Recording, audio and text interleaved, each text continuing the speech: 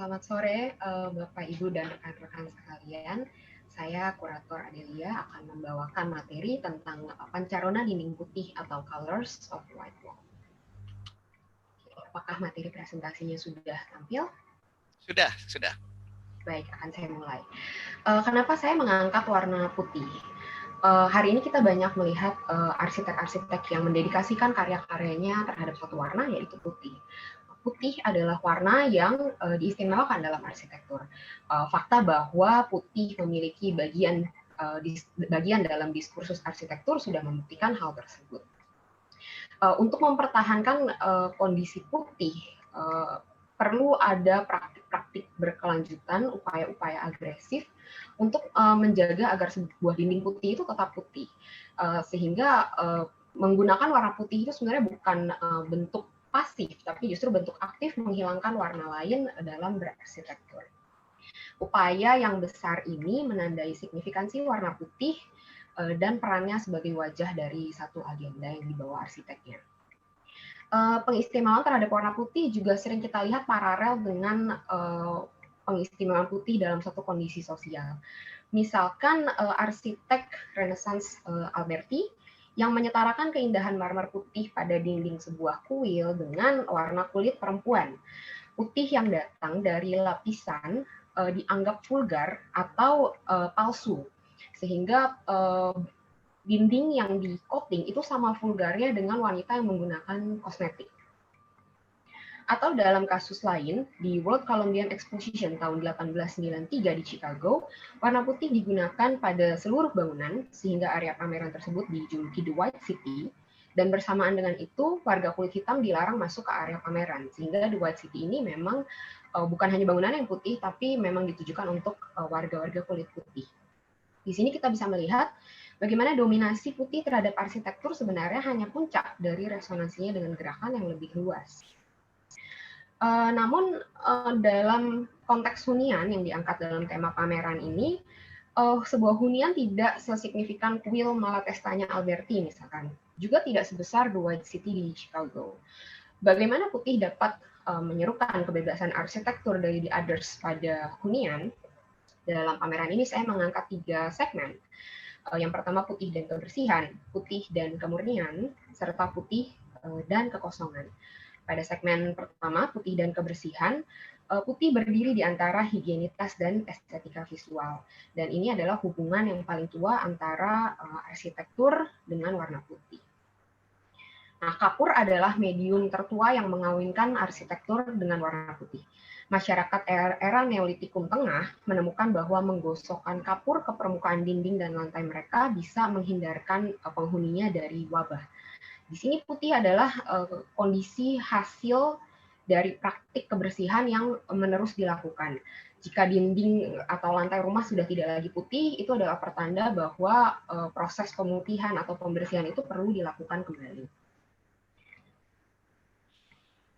Dalam The 10 Books of Architecture, kita bisa menemukan bagaimana Vitruvius ini memberikan panduan-panduan dalam menggunakan kapur sebagai mortar bangunan. Dan ini adalah manuskrip tertua yang menyebutkan penggunaan kapur bukan sebagai pelapis, bukan sebagai bahan polishing, tapi sebagai mortar.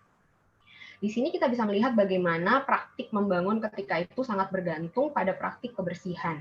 Bagaimana menghasilkan sebuah ruangan itu berdasarkan bagaimana nanti cara membersihkan ruangan tersebut. Lalu kita juga bisa melihat bagaimana warna putih dari marmer atau dari material dinding itu bukan hanya menghasilkan kualitas kebersihan, tapi juga memberikan kesenangan-kesenangan lewat kualitas visual, lewat kata-kata dazzling, brilliant, dan splendor. Vitruvius di sini mau menceritakan bahwa putih ini bukan hanya warna, tapi ada suatu kualitas menyenangkan yang bisa didapat dengan menggunakan warna putih. Dari perilaku ini kita dapat melihat bahwa kebersihan hadir terutama di mata pengamatnya, atau dengan kata lain, bersih sangat erat dengan estetika visual. Prinsip estetika kebersihan ini dipahami betul oleh produsen-produsen produk industri massal. Misalnya pada desain lemari pendingin yang sangat krusial karena berkaitan langsung dengan kualitas asupan suatu keluarga. Warna putih bersama dengan permukaan yang licin, sudut-sudut yang melengkung, dan material yang tidak berpori memberikan keyakinan pada konsumen bahwa model baru ini lebih higienis dibandingkan yang sebelumnya. Konon setelah mengeluarkan model terbaru ini, merek kulkas Sears ini mengalami peningkatan penjualan sampai 300% dibandingkan model yang sebelumnya.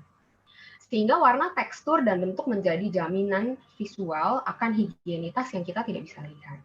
Nah, sampai di sini kita bisa melihat bahwa putih sebenarnya tidak memiliki kaitan langsung dengan praktik kebersihan, tidak selalu seperti itu kasusnya, tetapi putih ini adalah alat representasi visual untuk menunjukkan apakah suatu permukaan ini bersih dan bisa dibersihkan. Kemudian di segmen kedua, putih dan kebersihan ini berevolusi sehingga arsitektur dibersihkan bukan dari kuman atau dari bakteri, tetapi dari ornamen. Di sini saya mengangkat secara spesifik arsitektur modern dan tokoh yang saya angkat adalah Le Corbusier, mengingat kelantangan beliau dalam menyuarakan obsesinya terhadap putih. Putih menurut Le Corbusier memperlihatkan sudut-sudut bangunan, membuat bangunan terlihat telanjang, murni, dan apa adanya. Dengan kata lain, putih ini adalah alat untuk memurnikan arsitektur atau menunjukkan geometri arsitektur dengan telanjang. Dan menurut Le Corbusier ini adalah kualitas tertinggi arsitektur. Le Corbusier juga menggunakan moralitas sebagai pembelaannya.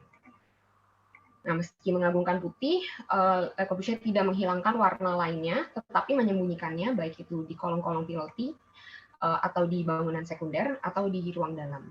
Nah, ini menunjukkan bahwa sebenarnya putih ini tidak menggantikan warna, tetapi putih ini dominan, menguasai arsitektur, sementara warna ini adalah yang marginal.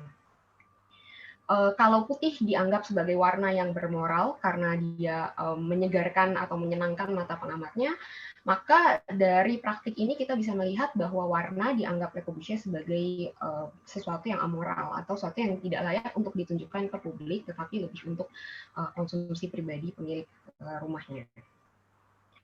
Nah, karena putih adalah suatu kondisi yang ideal, maka warna lain yang memasuki teritori putih adalah penodaan terhadap arsitektur itu sendiri, atau kematian atas arsitektur yang ideal. Bidang yang tidak lagi putih menunjukkan dominasi di others, sesuatu yang tidak diharapkan, yang asing dan mengancam teritori putih. Le Corbusier yang paham benar tentang putih dan kemurnian, diam-diam menggambar mural pada dinding putih rumah arsitek Ellen Gray. Totalnya ada 8 mural, dan mural-mural ini digunakan untuk menodai karya Ellen Gray tanpa seizin pemiliknya. Nah, ketika tahun 2015 rumah ini dibangkitkan lewat restorasi, desainnya dikembalikan ke kondisi semula berdasarkan rancangan Ellen Gray.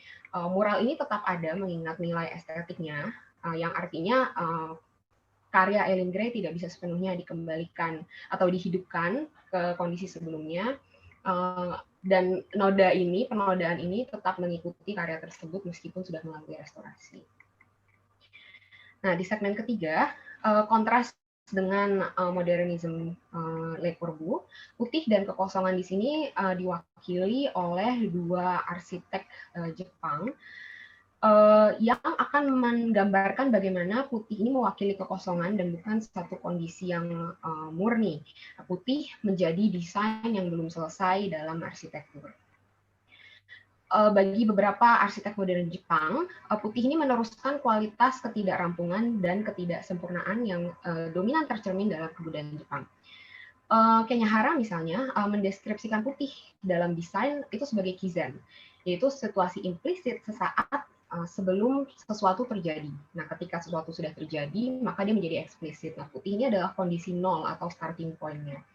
Dalam kanji Jepang sendiri, putih shiro itu adalah bagian dari kuhaku atau kekosongan. Kanji yang pertama ini artinya langit, dan yang kedua ini shiro, putih, dan bersama mereka menjadi kekosongan. Sehingga putih di sini bisa dimaknai sebagai kondisi kosong atau sesuatu yang akan dimulai. So Fujimoto punya karya yang sangat terkenal, sangat ikonik, House NA, dibangun tahun 2012. Ketika itu pemiliknya ingin punya rumah yang membuat mereka bisa tinggal seperti nomaden di rumahnya. Gambar ini yang kemudian diingat oleh publik karena didokumentasikan dan dipublikasikan di media-media populer. Inilah kondisi House NA yang kita ingat. Tapi 6 tahun kemudian, Ketika bangunan itu menua, ketika bangunan itu digunakan oleh pemiliknya, intervensi waktu dan aktivitas penghuninya menghilangkan putih yang kita ingat dari foto tadi dan menggantikannya dengan rona yang beragam. Dan ya sebagaimana warna daun pada pohon itu mengikuti arah matahari, demikian pula rona putih pada rumah ini adalah konsekuensi dari aktivitas penghuninya dan perilaku lingkungannya. Sama halnya dengan Sanaa. Sanaa punya visi menciptakan arsitektur sebagai lingkungan, bukan sebagai bangunan tunggal.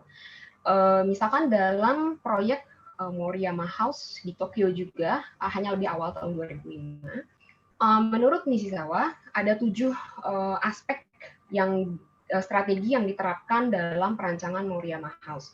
Tapi pokok dari ketujuh strategi ini adalah poin nomor 4, yaitu penciptaan sebuah lingkungan yang mendasari kenapa program-program di dalam bangunan ini kemudian dipecah ke dalam unit-unit kecil, kenapa kemudian susunan massa ini tidak memiliki pusat, atau kenapa massa-massa ini kemudian dibiarkan dalam ukuran kecil, dilubangi, dan lain sebagainya. Dasarnya adalah keinginan untuk menciptakan lingkungan. Jadi di dalam rumah ini ada 2 penghuni, yang pemiliknya dan unit untuk disewakan. Putih di sini berperan sebagai alat kamuflase untuk menyamarkan pertama keberadaan rumah di tengah kota sehingga si rumah ini menjadi bagian dari kota, dan untuk menyamarkan pemisahan antara mana yang milik pemilik tanah, mana yang milik penyewa.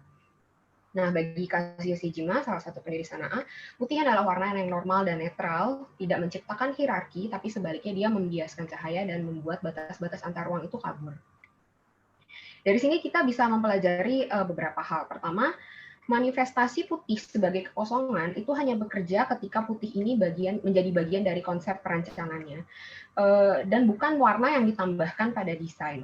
Maka dari itu, putih dalam praktik kekosongan ini adalah bentuk komitmen ketimbang obsesi. Artinya, selama konsep yang dibawa arsiteknya itu tetap, maka putih pun akan mengikuti. Nah, komitmen ini adalah bentuk manifestasi fungsionalisme dalam warna, sehingga selama warna lain belum diperlukan, putih itu akan tetap ada. Sebagai penutup, mungkin ini akan menjadi pertanyaan besarnya. Putih dalam konteks budaya materi ini mewakili angan arsiteknya akan suatu kondisi yang ideal. Meskipun membawa label sebagai warna yang bersih, netral, dan kosong, putih memiliki kekuatan politis. Namun untuk menyuarakan retorikanya, putih perlu mendominasi arsitektur. Sehingga dominasi putih bukan hanya berlaku pada kebendaan arsitektur, tetapi pada praktik arsiteknya, praktik berarsitektur itu sendiri.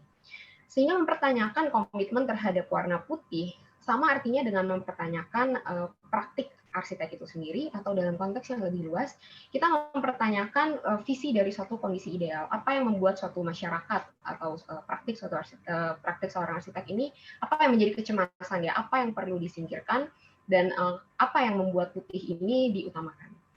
Sekian presentasi dari saya, terima kasih.